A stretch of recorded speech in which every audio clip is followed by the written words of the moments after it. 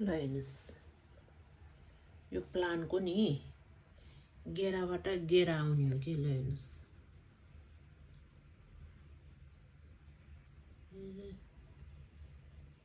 यसको दानाबाट दाना यसरी आउँछ कि। हरेक दानाबाट फेरि दाना दाना दाना दाना दाना दाना यसरी 1 वर्ष भयो यो लगाएको। माटो राम्रो नभएर हो कि पानी चिसो धेरै भएर होला।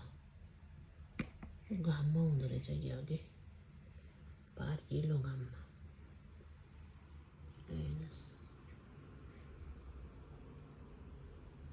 अरूको त कति छिटो उम्रिन्छ कि। सँगसँगै लगाएको मेरो साथीको घर यति ठुल्ठुलो भएको छ है। त्यहीँबाट ल्याएको मैले दाना। मेरो चाहिँ हुँदै हुन्न क्यारे यत्रो भन्छ। उसको चाहिँ यत्तिकै गमलामा यति लामो लामो लगाएर फरर भएको छ। गेराको झुप्प झुप्प लगाएर गएको छ।